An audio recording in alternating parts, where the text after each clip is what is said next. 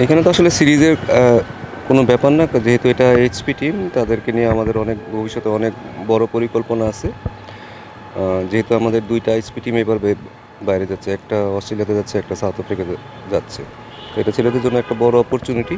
তারা বুঝতে পারবে তারা আসলে কোথায় আছে, ইন্টারন্যাশনাল ক্রিকেটের কোন অবস্থানে আছে। তো সেইটার লক্ষ্য রেখে আমরা সামনের দিকে আগাবো।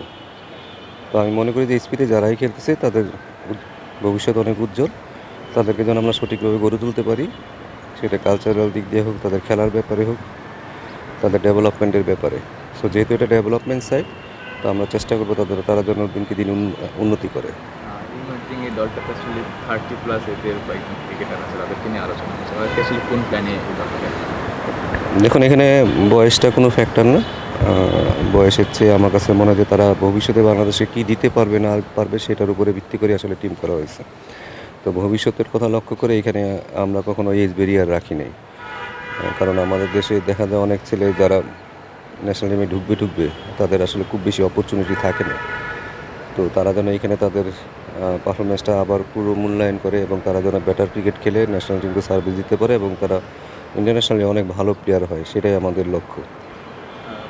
যারা একদম ইয়াং আছেন এই দলটা, তাদের মধ্যে কি এমন কেউ আছে বেশি ট্যালেন্টেড, যাকে আসলে নজরে রাখবেন?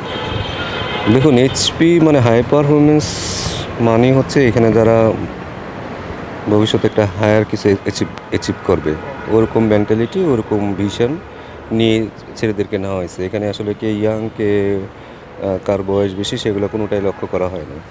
তার যদি সম্ভাবনা থাকে, সে যে এজের হতে পারে, সেটা আর্লি স্টেজে হইলে ভালো, কোনো সমস্যা নেই। বাট তাকে যেন প্রতিটা মুহূর্তে যে সে যেন ইমপ্রুভ করতে পারে, সেদিকে আমাদের লক্ষ্য থাকবে। ন্যাশনাল টিমের একটা খুশি হয়ে গেল আর কি, আপনি এসপিতে কাজ করবেন। ওভারঅল ন্যাশনাল টিমের পড়াশোনাটা কেমন ছিল? না, আমার ন্যাশনাল টিমের সাথে যোগাযোগ থাকবে, এমন না যে আমি একেবারে ওদের থেকে আলাদা। কারণ এই ছেলেগুলোর সাথে আমাদের একটা লিঙ্ক থাকবে, ভালো একটা যোগাযোগ থাকবে। যে তারা যদি জাতীয় দলে, দেখেন জাতীয় দলে যারা হোয়াইট বল রেড বল আছে, তাদের প্র্যাকটিসও আমাদেরই করাতে হবে।